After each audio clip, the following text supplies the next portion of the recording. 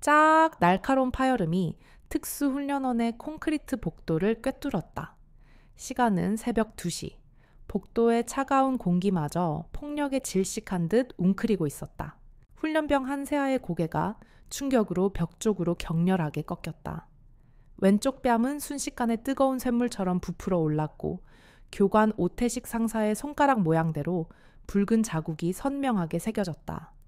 입술 안쪽이 터져 나오며 한세아의 턱선을 타고 흘러내린 피가 전투복 깃에 섬뜩하게 떨어졌다. 일어나. 오태식의 목소리는 낮았지만 모든 것을 짓누르는 절대 권위가 담겨 있었다. 그는 단 한 명의 훈련병을 가장 낮은 곳으로 끌어내리려 했다. 한세아는 휘청거리는 몸을 추슬러 다시 부동 자세를 취했다. 그녀의 눈은 바닥을 향하고 있었지만 그녀의 내면은 이미 화강감처럼 단단하게 굳어져 있었다. 이 모욕은 단순히 20대 초반의 나약한 훈련병에게 가해진 것이 아니었다. 그것은 대한민국 육군 특전사령관의 외동딸이자 전 707 특수임무대대 요원이었던 최운서의 명예와 자존심을 향한 가장 노골적인 도전이었다. 내 눈빛 여전히 나를 모욕하고 있어. 오태식은 그녀의 뺨에 손가락을 얹고 천천히 눌렀다.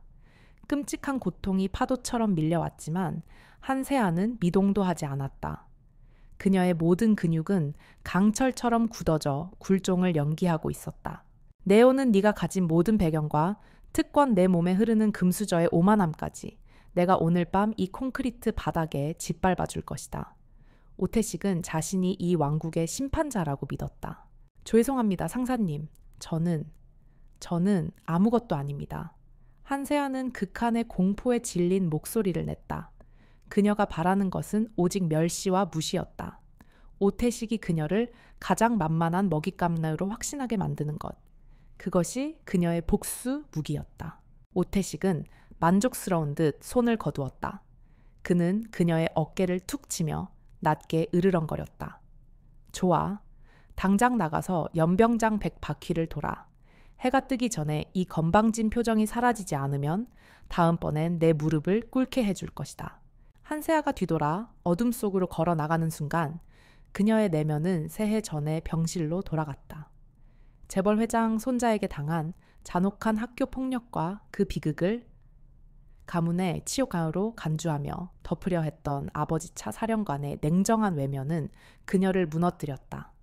아버지는 별 4개와 군인의 명예를, 어머니는 상류 사회의 체면을 위해 딸의 고통을 은폐하는 것을 택했다.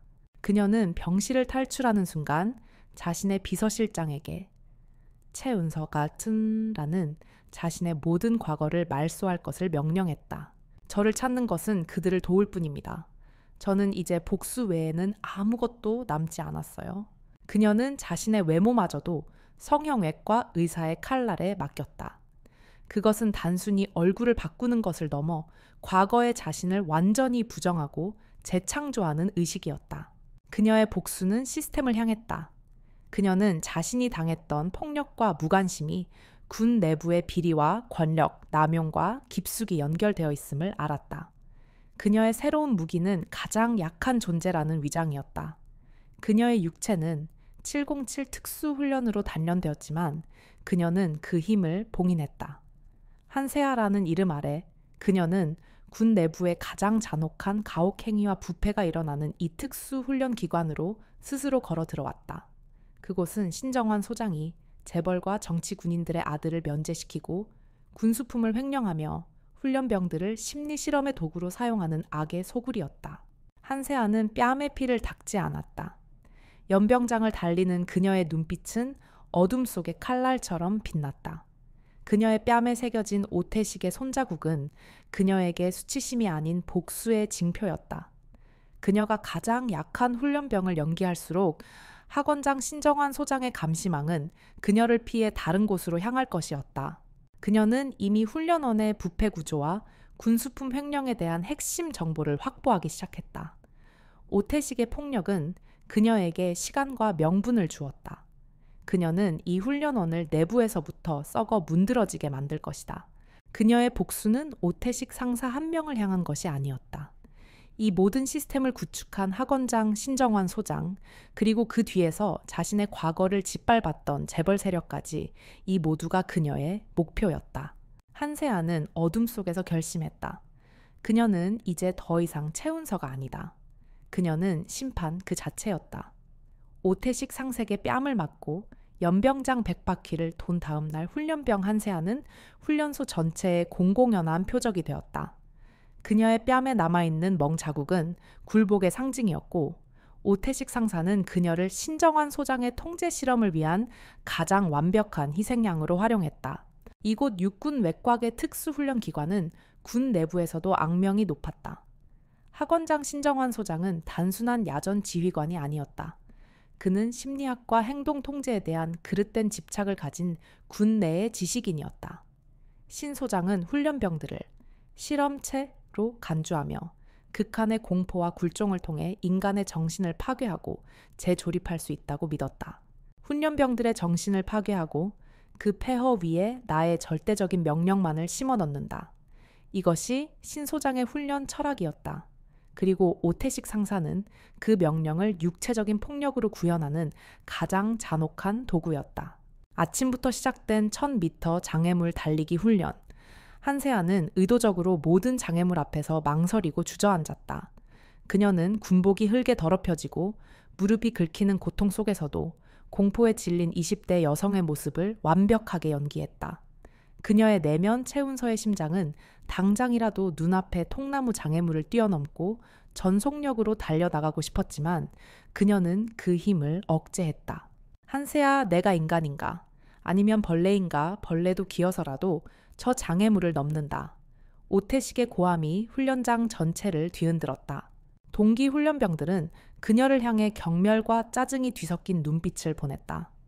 그들은 그녀 때문에 훈련 전체가 지연되고 결국 자신들이 연대 책임을 지게 될 것을 두려워했다. 이 집단적인 적개심이야말로 신정환 소장이 원하는 통제 심리의 핵심이었다.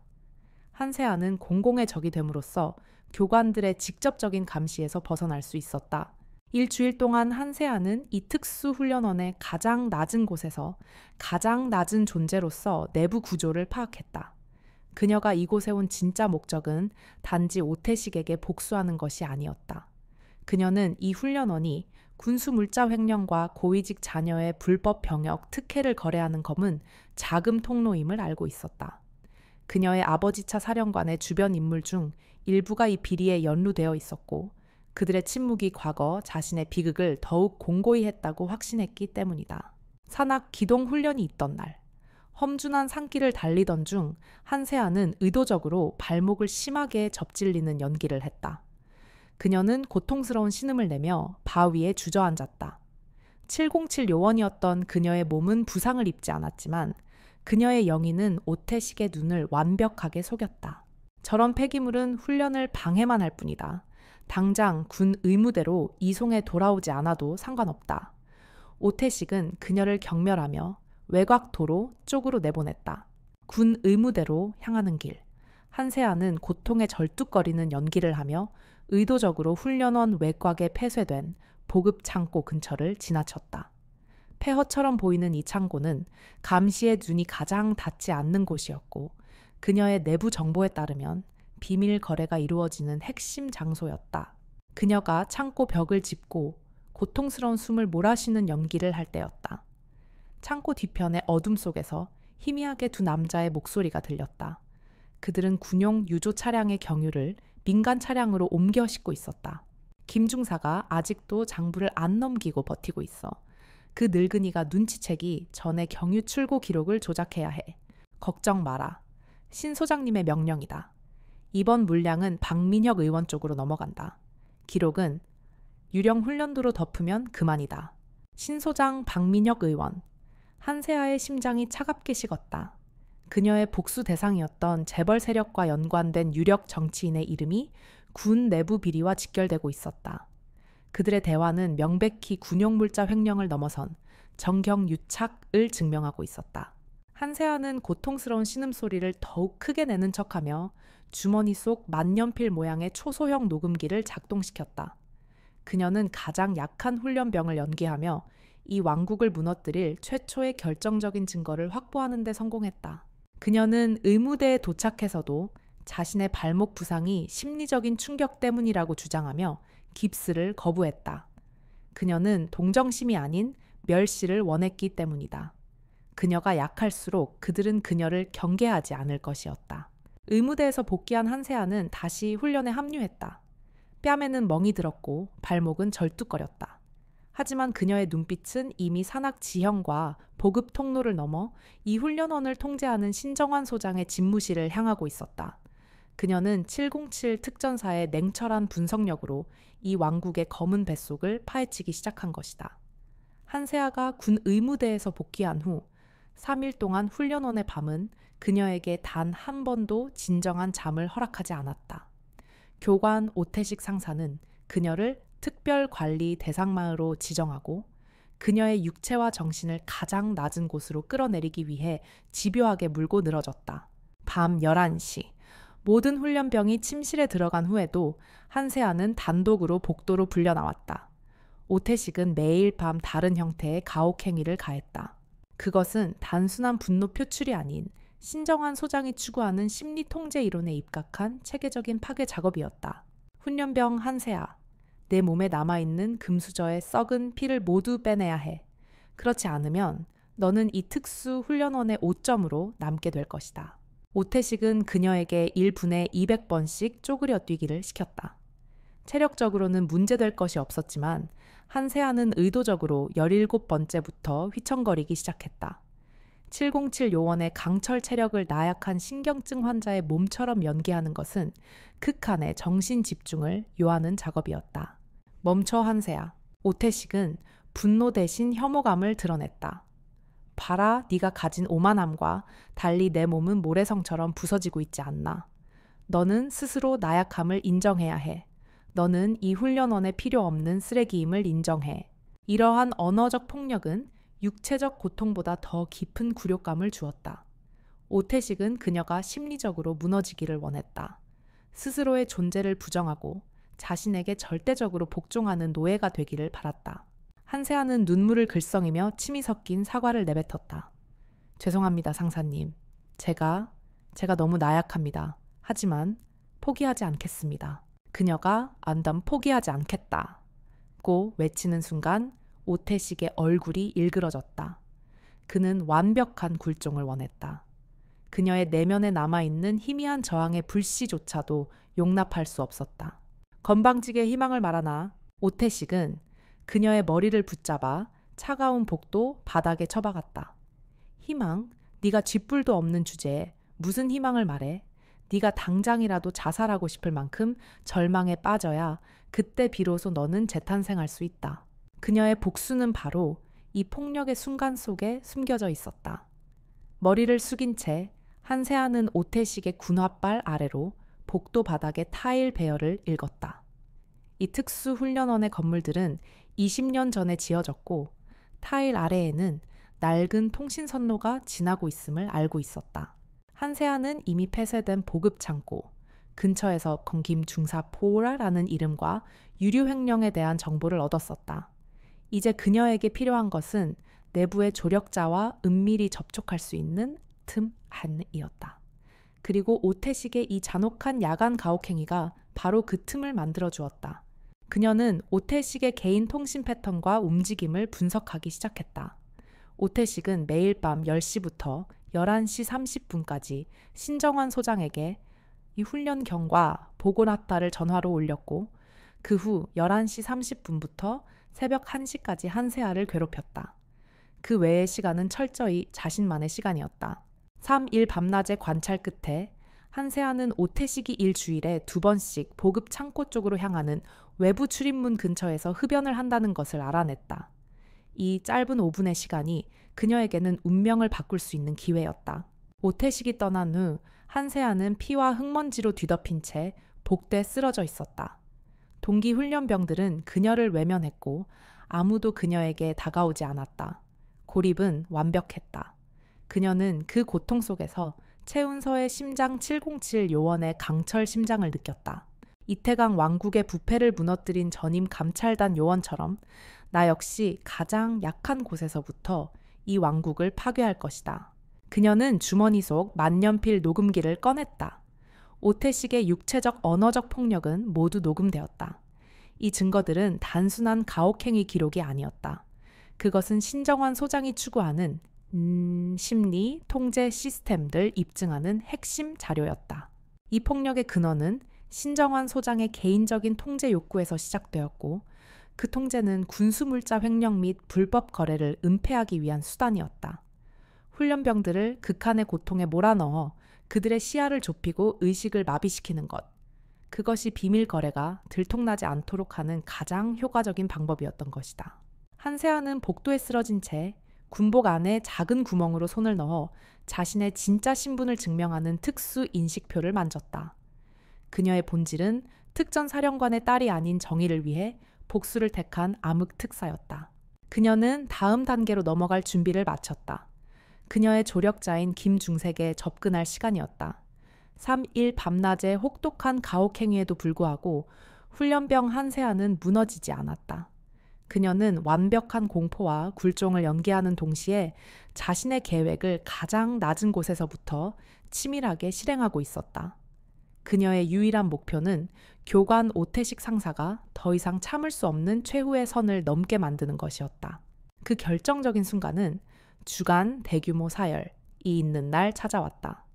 훈련소 전체 1200명의 훈련병과 100명이 넘는 교관들이 연병장에 집결했다. 학원장 신정환 소장 역시 연단 위에 올라 있었다. 오태식은 이 공개적인 장소를 자신의 권력을 과시하고 한세아를 완전히 파괴할 무대로 삼기로 결정했다. 훈련병들, 오늘 내가 너희에게 보여줄 것은 군복의 수치다. 오태식은 천천히 한세아의 열 앞으로 걸어 나왔다. 한세아 훈련병, 네가 이 3일 동안 보인 것은 나약함이 아니다. 그것은 건방진 저항이다. 너는 네 몸에 흐르는 더러운 피를 숨기고 네가 강철처럼 단단하다고 착각하고 있어. 한세아는 오태식이 자신을 향해 마지막 심리 공격을 가하고 있음을 직감했다. 그녀는 최대한의 공포를 담아 눈을 깜빡였지만 그 속에 숨겨진 최운서의 심장은 냉철하게 5분 한의 시간을 세고 있었다. 그녀는 이미 이 사열이 끝난 직후 김 중사와의 은밀한 접촉을 계획해 놓은 상태였다. 군인에게 가장 중요한 것은 굴복이다. 너는 지금 네가 가진 모든 것을 내게 바쳐야 해. 오태식은 갑자기 손에 들고 있던 대나무 회초리를 한세아의 무릎 앞에 던졌다. 이것을 주어. 그리고 내 스스로 이 회초리로 내 뺨을 2번 때려. 네가 나약함을 인정하는 최후의 의식이다. 네가 스스로를 모욕하는 순간 나는 너를 용서할 것이다. 연병장 전체에 숨 막히는 정적이 감돌았다. 스스로를 때리라는 명령. 이것은 단순한 체벌이 아닌 인간의 존엄성을 완전히 말살시키는 신정환 소장식의 심리 통제였다. 한세아는 주저앉았다. 무릎을 꿇고 회초리를 쥐는 순간 그녀의 내면은 파괴 직전의 분노로 타올랐다. 그녀의 아버지 차 사령관은 그녀가 재벌 자제에게 무릎 꿇었을 때 이와 똑같이 침묵했다. 그녀는 다시는 누구에게도 무릎 꿇지 않으리라 맹세했다. 하지만 그녀는 연기를 멈추지 않았다. 그녀는 회초리를 주워들었다. 그리고 그 순간 오태식이 회초리를 쥔 한세아의 손목을 낚아채며 힘껏 잡아당겼다. 그의 손바닥은 이미 회초리를 놓친 한세아의 오른쪽 뺨을 향해 2번째로 날아들었다. 짝 소리는 첫 번째보다 훨씬 격렬했다. 이 충격은 한세아의 위장을 벗겨낼 뻔했다. 오른쪽 뺨마저 부어오르고 그녀의 입술에서는 선혈이 흘러내렸다. 감히 회초리로 나를 위협하려 해. 나는 네가 스스로 나약함을 인정하고 내 발밑을 기는 모습을 보고 싶을 뿐이다. 이유가 뭐냐?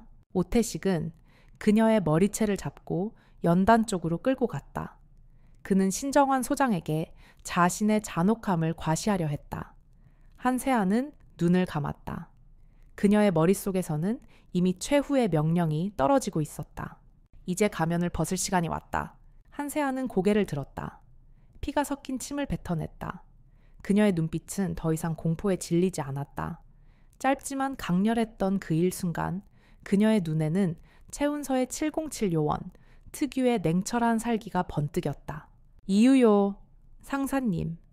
그녀의 목소리는 떨렸지만 그 속에 숨겨진 강철은 오태식을 소름 돋게 했다.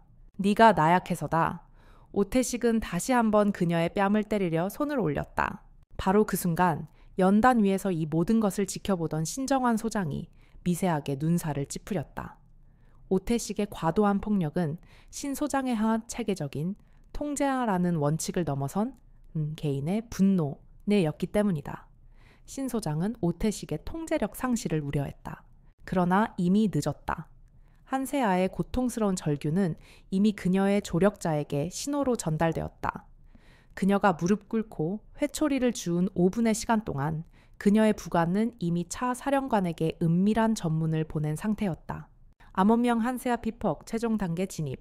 오태식이 세 번째 뺨을 때리기 위해 손을 올렸을 때 연병장 저 멀리 주 출입구 쪽에서 거대한 굉음과 함께 검은색 장성 차량의 맹렬한 질주 소리가 들려왔다.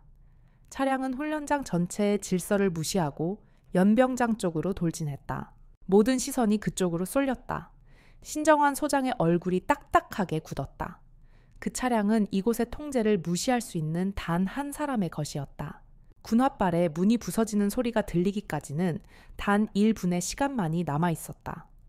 연병장 전체 1200명의 시선이 검은색 장성 차량의 굉음이 들려온 주 출입구 쪽으로 쏠렸다. 학원장 신정환 소장은 연단 위에서 마치 화석처럼 굳어 있었다. 그의 얼굴은 오태식 상사의 무분별한 폭력보다 자신이 통제하지 못한 외부의 침입에 대한 분노로 차갑게 굳어 있었다. 경비 당장 통제선을 확보해. 어떤 차량도 내 허가 없이는 연병장에 들어설 수 없다. 신 소장의 목소리는 날카로운 쇳소리를 냈다. 그러나 그의 명령이 무색하게 검은색 차량은 이미 모든 통제를 무시하고 연병장 가장자리까지 맹렬히 돌진하고 있었다. 그 위압적인 속도와 차량에 부착된 성판의 모양새는 이 차량의 주인이 이곳의 통제를 넘어선 권위를 가졌음을 웅변하고 있었다. 신 소장의 머릿속에서는 이미 수많은 시나리오가 1초 간격으로 재생되고 있었다. 대통령실 감찰 합동참모본부의 불시 점검 혹은 차 사령관과 같은 최고 권력자의 경고. 그 어떤 시나리오도 신 소장에게는 왕국의 균열을 의미했다. 이 특수훈련 기관은 신정환 소장에게 단순한 군부대가 아니었다. 이곳은 그가 수년에 걸쳐 구축한 심리통제 실험실이자 비밀 자금과 불법 거래를 관장하는 자신만의 왕국이었다. 이 왕국은 눈에 보이지 않는 감시망으로 철저히 봉쇄되어 있었다. 건물 내부와 외부 훈련장 곳곳에 설치된 200개가 넘는 감시 카메라와 훈련병들 사이에 심어놓은 30명의 내부 밀고자가 그의 눈과 귀 역할을 했다. 그럼에도 불구하고 신정환 소장의 날카로운 시선은 갑자기 한세아에게로 향했다.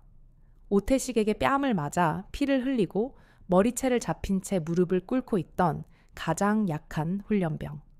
모든 훈련병들이 외부 차량에 등장해 경악과 기대가 뒤섞인 반응을 보이는 와중 한세아는 너무나도 일관적이었다.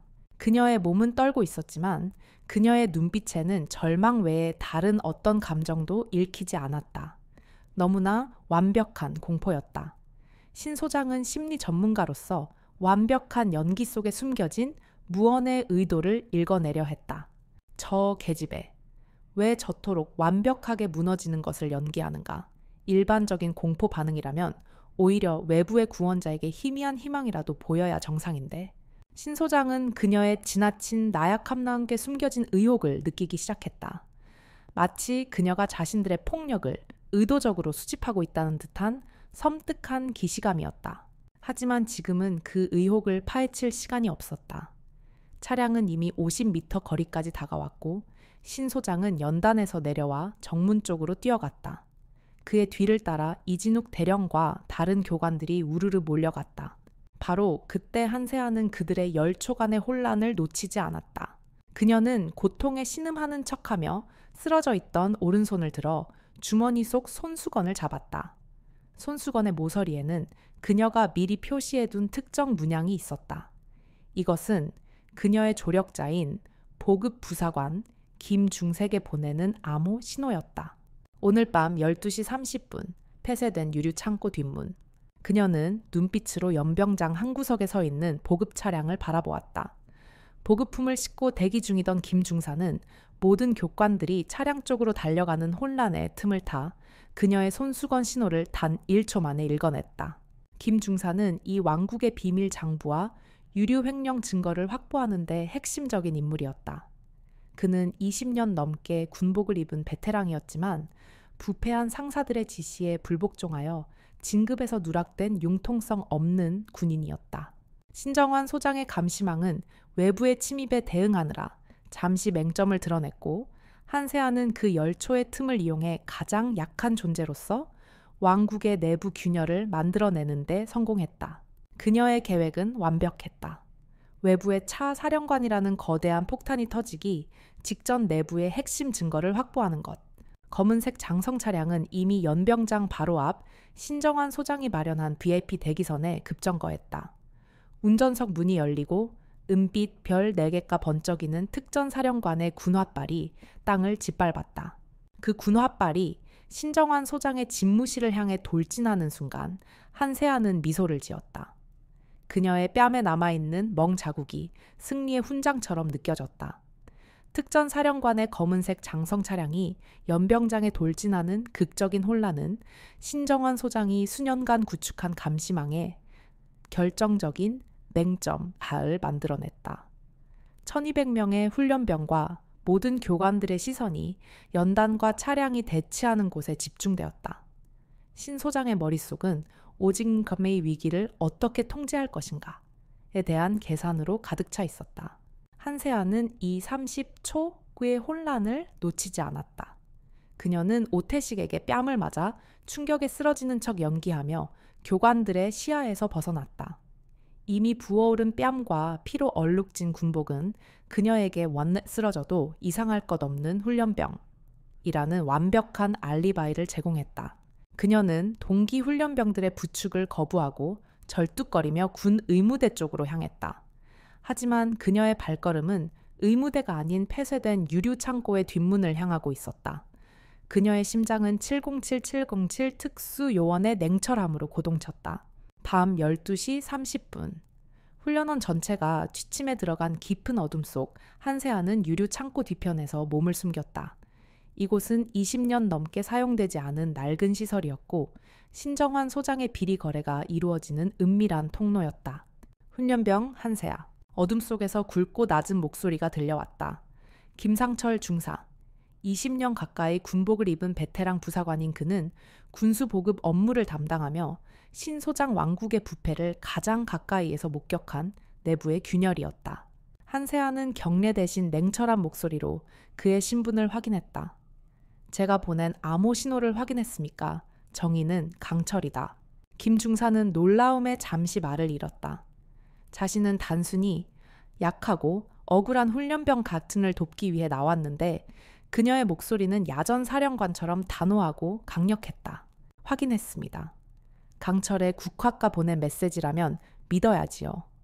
김 중사는 군 내부 감찰단에서 전임 감찰관에게 부여했던 별칭인 강철의 국환을 언급하며 그녀의 진짜 정체를 짐작하고 있음을 드러냈다. 저는 감찰본부의 특사입니다. 김 중사님은 이 왕국의 비리 구조에 대한 핵심 정보를 가지고 있습니다. 박 의원과의 유류 횡령 거래를 알고 있지 않습니까? 김 중사의 얼굴이 어둠 속에서 굳어졌다. 알고 있습니다. 저는 20년 동안 군복의 명예를 믿고 살아왔습니다. 하지만 저들은 유령 훈련을 날조해 경유를 빼돌리고 그 돈으로 신 소장의 비밀 장부를 채웠습니다. 저는 그들의 명령에 따르기를 거부하여 3번 진급에서 누락되었습니다. 당신의 용기는 이 나라의 군복을 구원할 것입니다. 저희에게 필요한 것은 그들이 거래한 모든 증거입니다. 김 중사는 품에서 작은 마이크로 SD카드와 낡은 수첩을 꺼냈다. 이것은 제가 수개월 동안 몰래 기록한 차량 운행 기록과 거래 시간입니다. 유류 횡령의 물증입니다. 하지만 비밀 장부는 제가 가지고 있지 않습니다. 그것은 보급 수송대장의 개인 금고에 있습니다. 신 소장의 모든 비리, 즉 뇌물수수, 군납 비리, 정치권 상납까지 모든 것이 그 장부에 기록되어 있습니다. 한세아는 김 중사의 손에서 SD카드를 건네받았다. 그녀의 손에 닿는 그 작은 카드는 이태강아의 왕국을 무너뜨린 전임 감찰관의 증거보다 훨씬 더 치명적인 폭탄이었다. 이 증거에는 신정환 소장을 넘어 그녀의 과거 비극에 연루되었던 정치 세력의 이름까지 포함되어 있었기 때문이다. 보급 수송대장의 금고 24시간 감시를 받고 있겠군요. 한세아는 나지막이 중얼거렸다. 그렇습니다. 그리고 신 소장은 당신의 아버지 차 사령관이 온 것을 알고 있습니다. 지금 훈련원은 당신이 구원받았다고 생각할 것입니다. 경계가 오히려 더 삼엄해질 수 있습니다. 시간이 없습니다. 아닙니다. 한세아는 미소를 지었다. 그녀의 뺨의 멍 자국 위로 섬뜩하지만 자신감 넘치는 미소가 떠올랐다. 그들은 내가 구원받았다고 생각할 것입니다. 하지만 그들은 내가 심판을 들고 왔다는 것을 모릅니다. 사령관님의 등장은 나의 최후 작전을 위한 완벽한 무대 장치입니다. 한세아는 김중색의 작전의 마지막 단계를 설명했다. 그것은 전 부대 비상소집 훈련을 가장한 혼란 조성과 금고 침투 작전이었다. 김중사의 역할은 가장 위험한 순간에 보급 수송대장의 금고에 침투하는 것이었다. 김중사님, 당신은 군인의 명예를 위해 목숨을 걸었습니다. 저는 당신이 믿는 그 명예가 이 왕국의 잔해 위에서 다시 세워질 것임을 약속합니다. 두 사람은 어둠 속에서 굳은 눈빛을 교환했다. 가장 약한 훈련병과 가장 정직한 부사관. 그들의 은밀한 동맹은 이제 신정환 왕국을 내부에서부터 파괴할 불멸의 칼날이 될 것이었다. 특전사령관의 갑작스러운 등장은 특수훈련원 전체를 새벽 2시의 비상 상황처럼 몰아넣었다. 신정환 소장은 사령관을 맞이하느라 정신이 없었고 오태식 상사는 자신이 저지른 폭력이 발각될까 두려워 안절부절 못했다.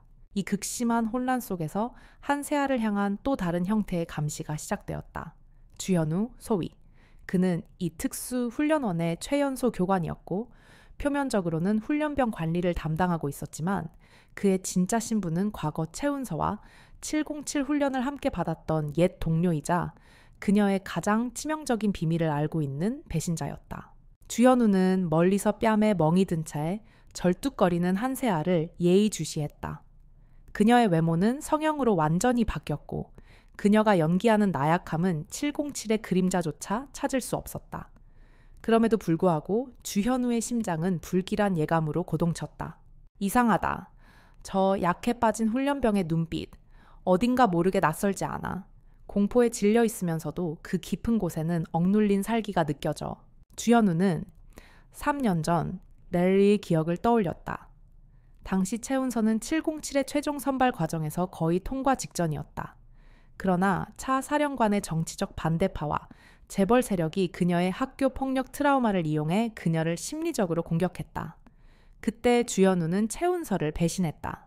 707 선발 시험 중 최운서는 심각한 심리적 압박으로 인해 단 1분 동안 임무 수행에 치명적인 실수를 저질렀고 주현우는 이 실수를 정치적인 거래에 이용했다. 그는 최운서의 실패를 통해 신정환 소장 라인의 고위직 장성에게 충성을 바쳤고 그 결과 이 훈련원의 최연소 교관 자리를 얻어냈다. 주현우에게 최운서의 몰락은 자신의 성공을 위한 계단이었던 것이다.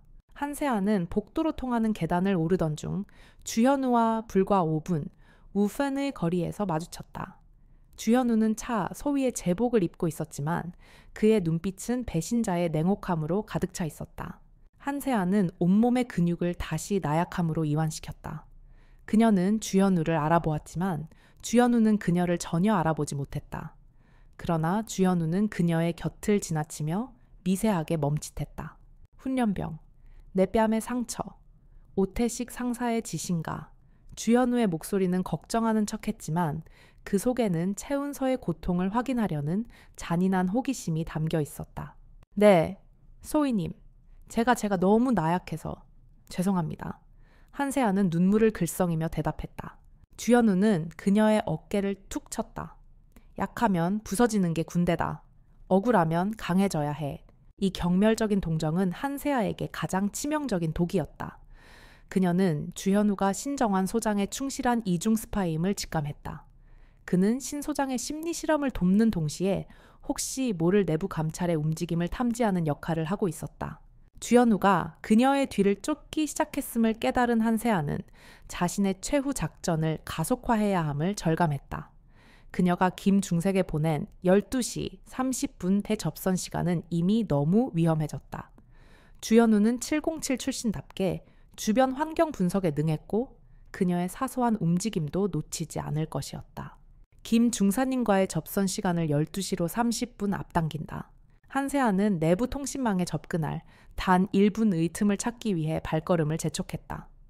주현우의 등장은 그녀의 복수 계획의 가장 큰 변수였다. 그녀가 가장 약한 훈련병으로 위장했음에도 불구하고 옛 동료의 날카로운 감은 그녀를 끈질기게 따라붙고 있었다. 그녀는 주현우가 과거 자신을 배신했던 것처럼 이번에도 공정이나 정의가 아닌 개인의 성공을 위해 자신을 이용하려 할 것임을 알고 있었다. 그녀의 복수 목록에는 이제 오태식 신정환 박 의원 외에 옛 동료 주현우의 이름이 추가되었다. 한세아는 주현우의 그림자를 따돌리기 위해 군 의무대로 향하는 길목에서 갑자기 쓰러지는 연기를 했다. 그녀의 계획은 가장 약한 훈련병이 정신적인 충격으로 쓰러지는 것을 보고 주현우가 안심하고 자리를 뜨게 만드는 것이었다. 그녀의 몸은 바닥에 처박혔지만 그녀의 눈빛은 707 요원의 섬뜩한 냉정함으로 주현우의 움직임을 분석하고 있었다. 특전사령부 본부 지하 5층 가에 위치한 사령관 집무실은 깊은 밤에도 긴장의 끈을 놓지 않고 있었다. 차 사령관, 해별, 4개의 계급장을 어깨에 단 대한민국 육군 최고 권력자 중 한 명인 그는 밤 10시에 한가 넘도록 군의 대외 전략 보고서를 검토하고 있었다. 그의 얼굴은 3년 전 딸 최운서의 비극 이후 더욱 깊어진 주름으로 가득했다. 그는 딸의 죽음 잡기, 자신에게 남긴 가장 큰 상처를 매일 곱씹으며 살았다. 그는 군인의 명예를 지키기 위해 딸의 학교 폭력 사건을 정치적 희생으로 덮었지만 그 대가로 딸을 잃었다. 그는 최운서가 성형과 신분 말소를 통해 한세아로 재탄생한 사실을 김 비서실장을 통해 알고 있었지만 그녀의 복수 계획에 대해서는 깊이 관여하지 않았다. 그녀의 복수는 곧 자신이 짓밟았던 명예를 되찾는 길임을 알았기 때문이다.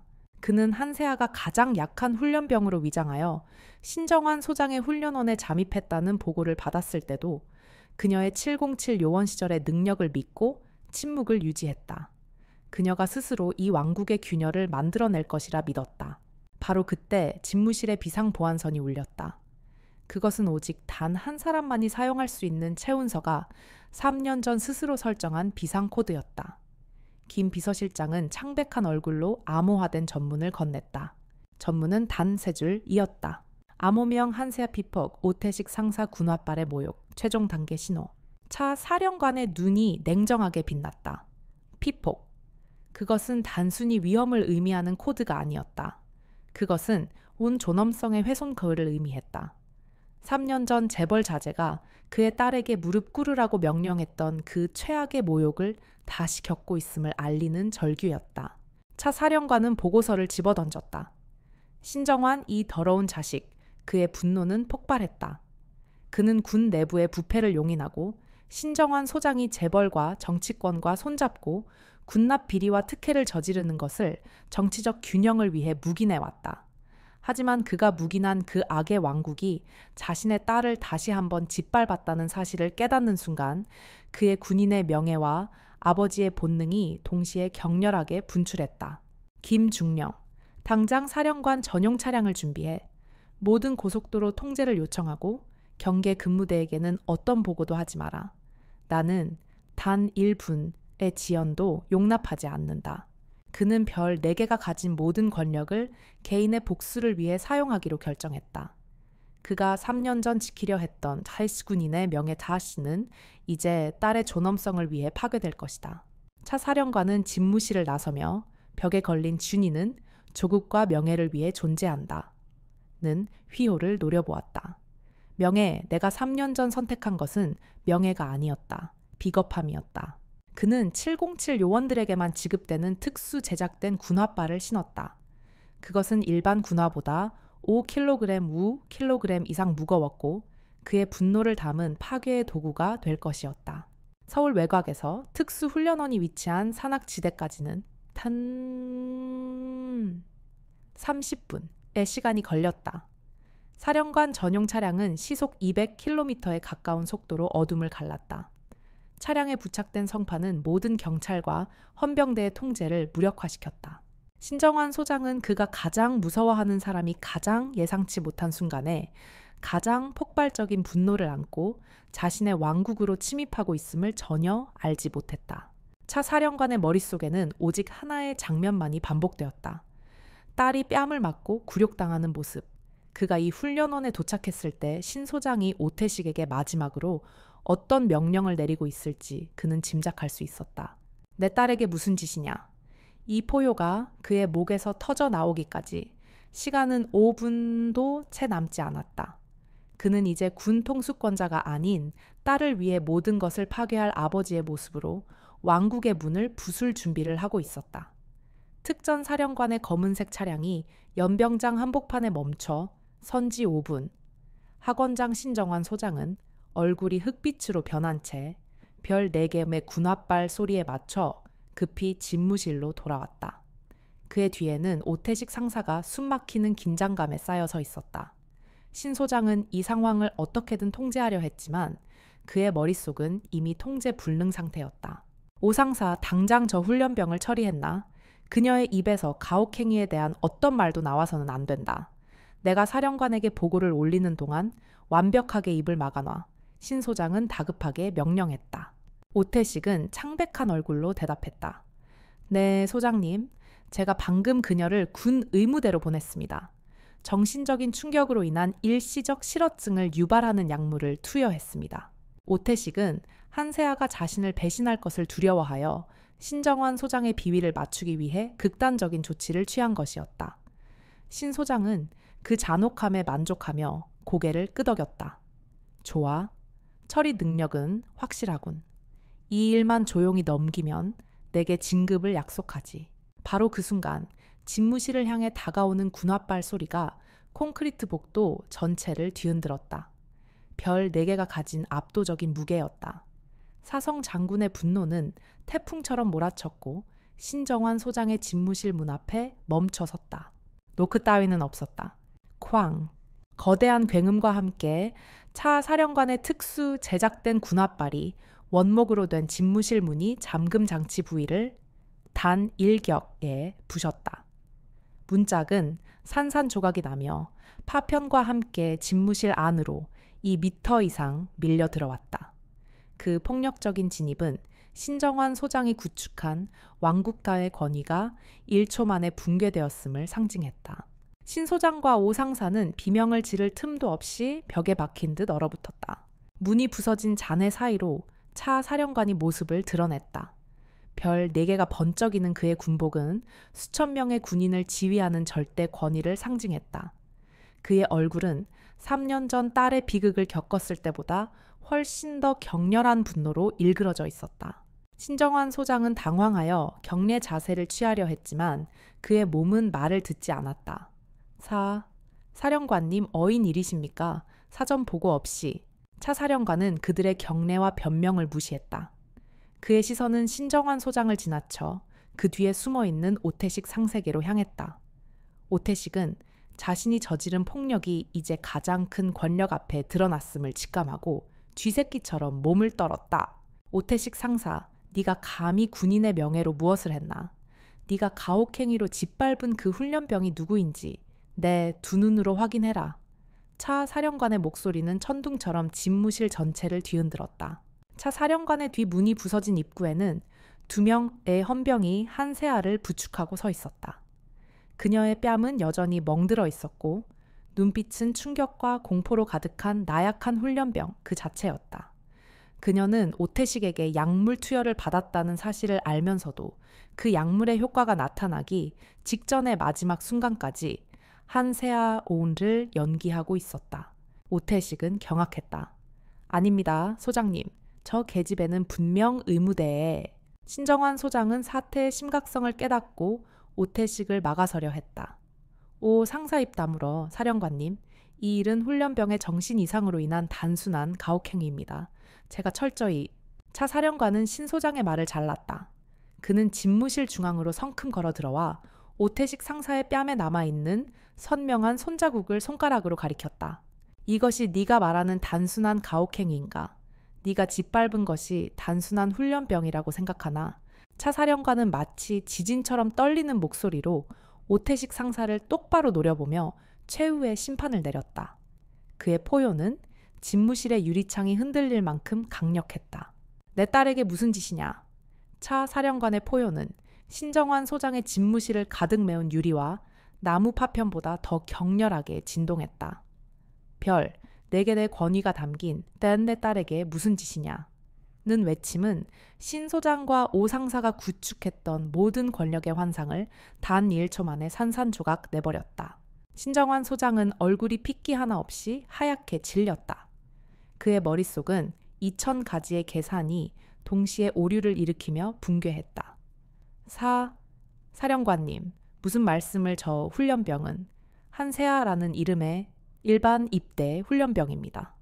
사령관님의 따님은 3년 전에 해외에서 실종되셨다고. 신 소장은 최운서의 공식적인 사망 기록을 믿고 있었다. 그는 군 권력의 정점에 있는 사람이 단순한 훈련병을 내 딸이라고 선언할 줄은 상상조차 하지 못했다. 그에게 이 상황은 현실의 영역을 벗어난 악몽 그 자체였다. 입 다물어 차 사령관은 신 소장의 멱살을 잡고 거대한 집무실 책상 쪽으로 거칠게 밀어붙였다. 별 2개의 소장은 별 4개의 압도적인 힘 앞에 모래알처럼 무력했다. 내 눈앞에 있는 이 아이가 네가 쓰레기처럼 취급하고 뺨을 때려 정신적인 실어증까지 유발하려 했던 이 아이가 바로 내 딸 최운서다. 3년 전 내 놈들이 연루된 정치적 비리와 재벌의 오만함 때문에 스스로 신분을 지우고 위장 잠입한 나의 딸이란 말이다. 오태식 상사는 그 자리에 무너져 내렸다. 그는 자신이 뺨을 때리고 군홧발로 짓밟으려 했던 훈련병이 대한민국 군 최고 권력자의 외동딸이자 공식적으로는 사망한 특전사의 엘리트 요원임을 깨달았다. 그의 눈에는 공포를 넘어선 본능적인 절규가 떠올랐다. 그의 잔혹한 가혹행위는 이제 자신의 멸망을 위한 장대한 무대가 되었다. 아닙니다. 사령관님, 저는 몰랐습니다. 저는 단지 신 소장님의 심리 통제 명령에 따랐을 뿐입니다. 오태식은 신정환 소장에게 책임을 전가하려 했지만 그의 목소리는 이미 떨려서 알아들을 수 없는 비명에 가까웠다. 한세아는 헌병의 부축을 받은 채 이 모든 파국을 지켜보았다. 그녀의 뺨은 여전히 고통스러웠지만 아버지의 분노와 보호가 담긴 선언을 듣는 순간 그녀의 내면에 잠들어 있던 단 최운서 가다레인가 잠시 깨어났다. 아버지, 당신은 결국 별 4개가 아닌 아버지의 본능을 택하셨군요. 그녀는 3년 동안 억눌러 왔던 울음과 안도감이 밀려왔지만 그녀는 그 감정을 단 1초 만에 다시 냉정으로 봉인했다. 이것이 끝이 아니다. 그녀의 복수는 오태식이나 신정환의 몰락이 아니었다. 그것은 이 모든 부패와 비리를 묵인하고 자신의 비극을 야기했던 시스템의 심장부를 파괴하는 것이었다. 그녀는 고통에 신음하는 척하며 오른손 검지로 김중색에만 보낼 수 있는 미세한 신호를 보냈다. 작전 개시 12시. 차 사령관은 더 이상 대화를 이어가지 않았다. 그는 신정환 소장을 바닥에 내팽개쳤다. 신 소장은 무력하게 집무실 대리석 바닥에 쓰러졌다. 당장 오태식 상사를 현장에서 체포하고 독방에 감금해라. 2000시간 동안 단 한 모금의 물도 주지 마. 그의 입에서 신정환이 지시한 모든 심리 통제와 가혹행위의 증언이 나올 때까지 명령이다. 차 사령관은 수행 헌병들에게 명령했다. 오태식은 비명을 지르며 헌병들에게 끌려나갔다. 그의 비명은 왕국의 몰락을 알리는 첫 번째 곡소리였다. 차 사령관은 신 소장을 내려다보았다. 신정환, 나는 네가 박민혁 의원과 유류 횡령을 공모한 사실을 알고 있다. 내 놈은 나의 정치적 반대파였지만 나는 내 비리를 정치적 균형을 위해 묵인했다. 하지만 네가 감히 내 딸에게 손을 댔다. 나는 오늘부터 네가 3년 동안 구축한 이 왕국을 단 5분 만에 폐허로 만들 것이다. 신정환 소장은 이제야 사태의 심각성을 깨달았다. 차 사령관이 단순히 딸을 구원하러 온 것이 아니라 감찰단 특사로서의 최종 심판을 내리러 왔음을 깨달은 것이다. 그의 얼굴에는 절망과 배신감이 뒤섞여 있었다. 그는 차 사령관이 자신의 딸을 사망으로 처리하고 묵인했다는 사실을 알고 있었기에 차 사령관이 이토록 격렬하게 분노할 것이라고는 예상치 못했다. 차 사령관은 헌병에게 한세아를 데려가라고 지시했다. 한세아는 부축을 받으며 집무실을 나섰다. 그녀가 복도로 나선 순간 그녀의 머릿속에서는 김 중사가 유류 창고 쪽으로 달려가는 계획이 완벽하게 실행되고 있음을 알고 있었다. 닷살 외부의 폭탄이 터지는 동안 내부의 암살자 김 중사는 핵심 증거를 확보할 것이다. 차 사령관의 포효가 신정환 소장의 집무실을 뒤흔드는 동안 훈련병 한세아는 2명, 1명의 헌병의 부축을 받으며 복도로 나섰다. 그녀의 뺨은 여전히 붉게 부어 있었고 몸은 나약함으로 떨리고 있었지만 그 모든 것은 이제 마지막 순간을 위한 최종 연기였다. 집무실의 문이 부서진 잔해를 등진 채 한세아는 헌병들의 부축에서 스스로 벗어났다. 헌병들은 그녀가 사성 장군의 딸이자 피해자임을 알았기에 조심스러웠지만 그녀의 갑작스러운 움직임에 당황했다. 한세아는 온몸의 근육을 순식간에 이완시켰다. 3년 동안 억지로 유지했던 나약함과 공포라는 가면이 그녀의 얼굴에서 완전히 벗겨지는 순간이었다. 그녀의 눈빛은 25, 새 707 특수요원이자 암흑특사의 냉철한 살기로 번뜩였다. 그녀의 가늘게 떨리던 목소리는 갑자기 강철처럼 단단한 명령조로 바뀌었다. 멈춰. 이제부터 내가 지휘한다. 헌병들은 경악했다. 훈련병, 괜찮으십니까? 너무 충격이 크셨다면. 나는 한세아가 아니다. 최운서다. 그녀는 자신의 신분증을 꺼내 보일 필요도 없었다. 그녀의 변화된 자세와 압도적인 기세 자체가 707 요원의 정체성을 증명했다. 나는 지금부터 사령관님의 임시 특사 자격으로 특수작전을 수행한다. 너희는 내 명령에 복종해야 한다. 한세아는 뺨의 통증을 무시한 채 헌병들에게 명령했다. 첫째, 지금부터 이 집무실 주변 200m를 완벽하게 봉쇄한다. 신정환 소장이 어떤 통신도 시도하지 못하게 모든 외부 통신 라인을 30분 내로 차단한다. 넷, 알겠습니다. 헌병들은 더 이상 질문하지 않았다. 그들은 진짜 군인의 명령과 가면을 쓴 약자의 연기를 구분할 수 있었다. 그녀의 눈빛은 그들의 사성 장군과 똑같은 권위와 분노를 담고 있었다. 둘째 보급 수송대 건물 쪽으로 가장 숙련된 헌병 1명안을 은밀하게 파견한다. 김 중사라는 베테랑 부사관을 찾아 그는 지금 비밀 장부를 확보 중이다. 김 중사의 안전을 최우선으로 확보하고 그가 확보한 SD카드를 즉시 내게 가져와. 어떤 교관이나 부패한 장교도 그에게 접근하지 못하게 막아라. 헌병 윤 중사는 즉시 상황을 파악하고 무정의를 들었다. 대장님, 12시까지 모든 증거를 확보하고 복귀하겠습니다. 한세아는 복대 걸린 신정환 소장의 활동 사진을 노려보았다. 군복의 명예를 더럽힌 가짜 영웅의 모습이었다. 그녀는 자신의 가장 약한 모습을 미끼로 던져 이 왕국의 모든 감시망을 아버지의 분노 쪽으로 유도하는 데 성공했다.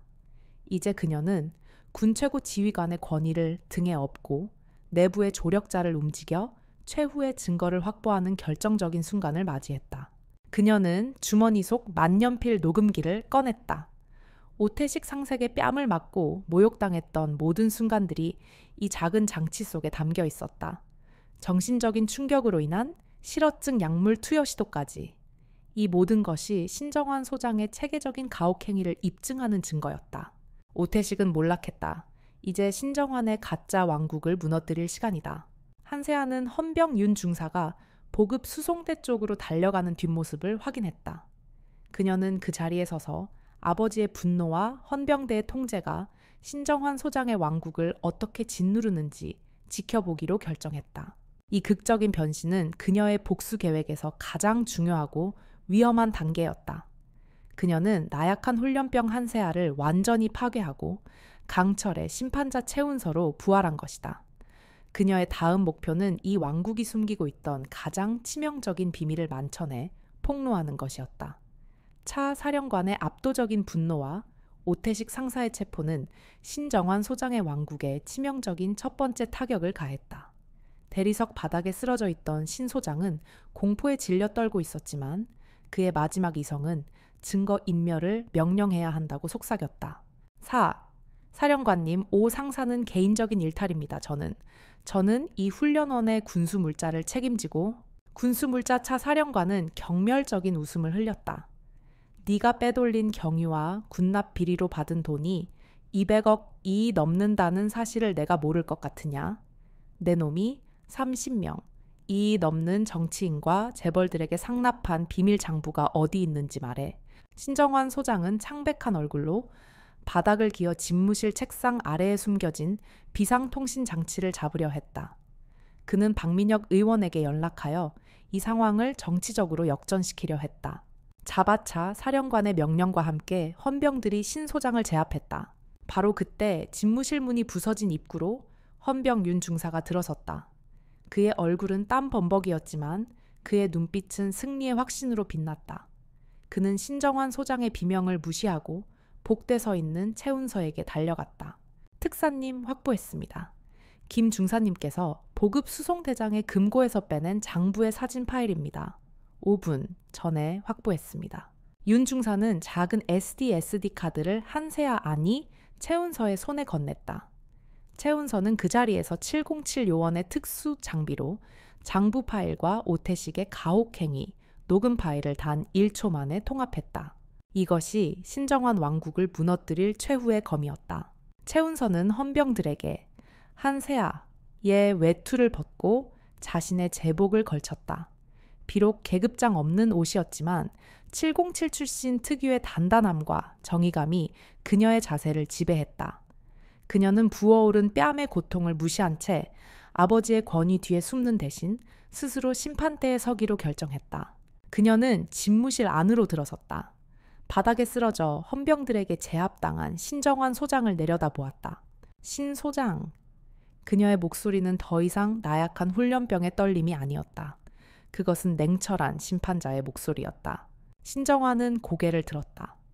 한세아의 얼굴을 하고 있지만 최은선의 살기와 냉정함이 넘치는 그녀의 눈을 본 순간 그는 자신의 운명을 직감했다. 내가 감찰단의 새로운 칼날이었단 말인가?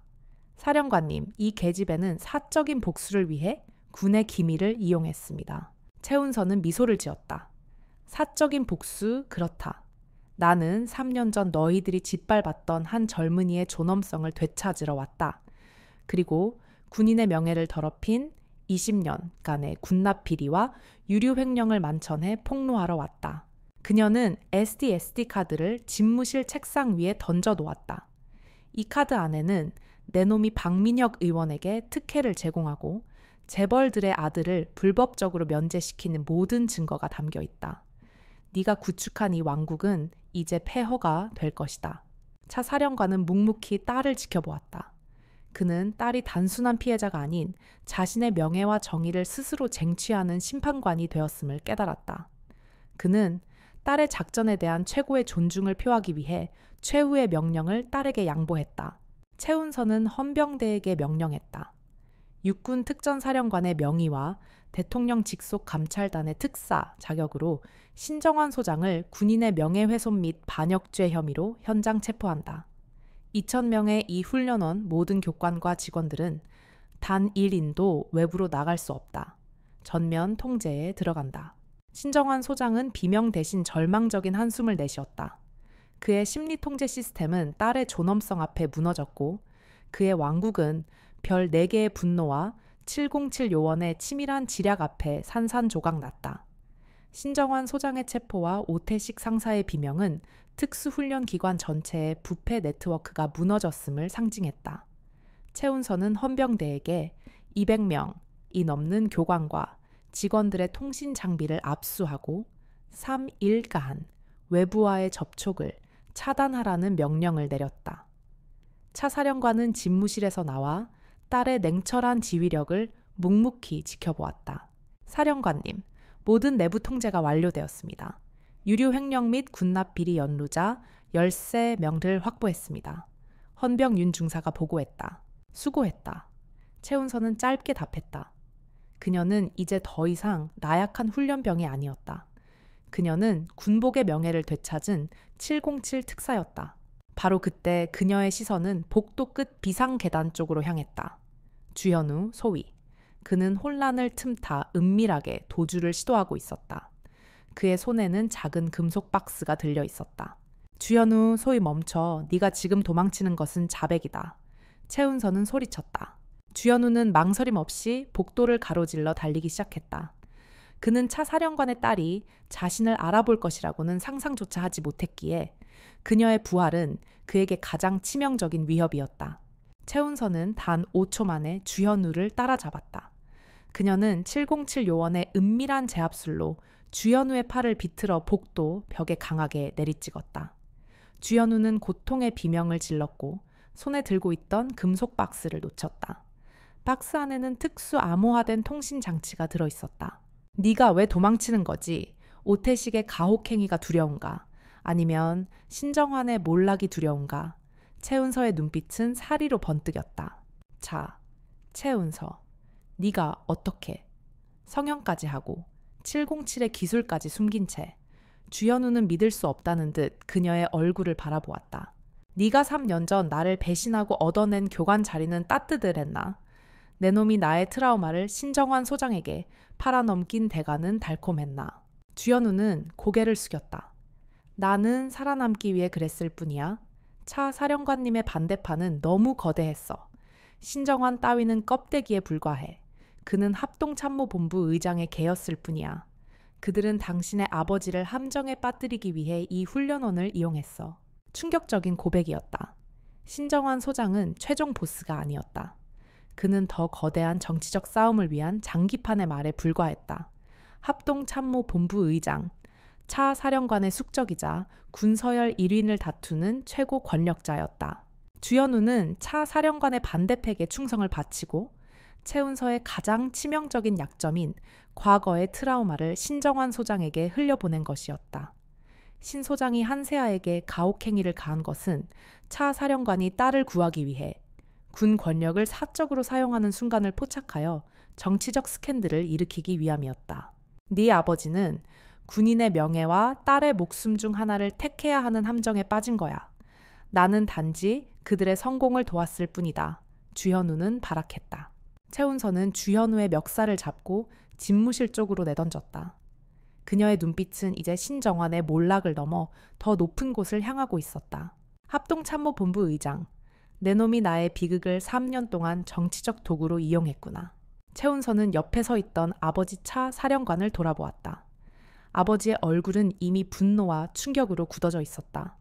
아버지는 자신이 묵인하고 타협했던 그 추악한 정치적 거래가 결국 딸의 목숨을 볼모로 잡고 있었음을 깨달았다.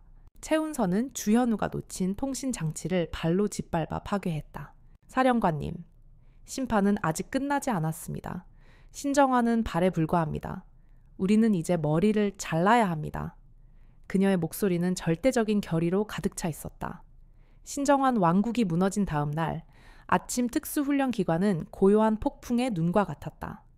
오태식 상사와 주현우, 소위 그리고 신정환 소장은 이미 군 감찰대에 의해 서울 본부로 이송되었고 헌병대의 삼엄한 통제 아래 훈련원 전체는 정지된 시간 속에 갇혀 있었다. 최운서는 폐쇄된 군 관사에 홀로 앉아 있었다. 그녀의 뺨에 남아있던 멍 자국은 4일이 지나서야 조금씩 옅어지기 시작했지만 그녀의 내면은 깊은 공허함으로 가득했다.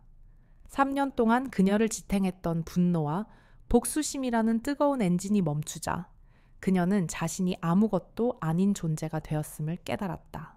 책상 위에는 김 중사가 확보한 비밀 장부의 고화질 사진 파일이 펼쳐져 있었다. 군납 비리 유류 횡령 박민혁 의원을 비롯한 정치권 상납 목록까지. 그녀가 가장 약한 훈련병 한세아를 연기하며 얻어낸 피해 증거였다. 이것이 내가 그 모든 모욕을 견디고 얻은 정의인가? 최운서는 고개를 숙였다. 그녀는 오태식에게 뺨을 맞고 짓밟혔던 그 모든 순간들을 떠올렸다. 그녀는 그 고통을 통해 신정환을 잡을 결정적인 신호를 아버지에게 보냈지만 그녀의 마음속에는 한세아의 고통이 최은서의 복수를 정당화할 수 있는지에 대한 깊은 의문이 남았다. 그녀의 복수는 시스템을 향했지만 결국 개인의 희생을 기반으로 했다. 그녀는 다음 복수의 대가문가, 가해자의 몰락이 아니라 자신의 영혼에 남긴 흉터임을 깨달았다. 바로 그때 노크 소리와 함께 차 사령관이 관사로 들어섰다. 그의 얼굴은 피로에 지쳐 있었지만 딸을 향한 존경과 미안함이 뒤섞인 복잡한 감정이 담겨 있었다. 은서야, 뺨은?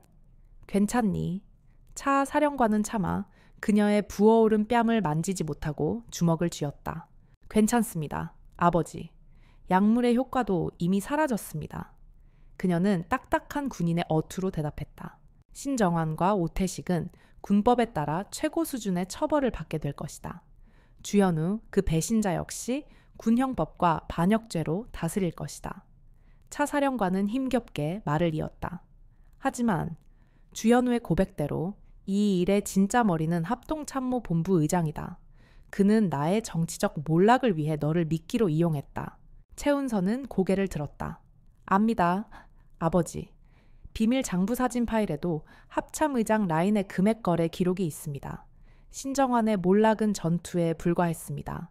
이제부터가 전쟁입니다. 이 전쟁은 너의 복수심만으로는 이길 수 없다. 그것은 군대와 정치권의 가장 더러운 심장부를 공격하는 일이다.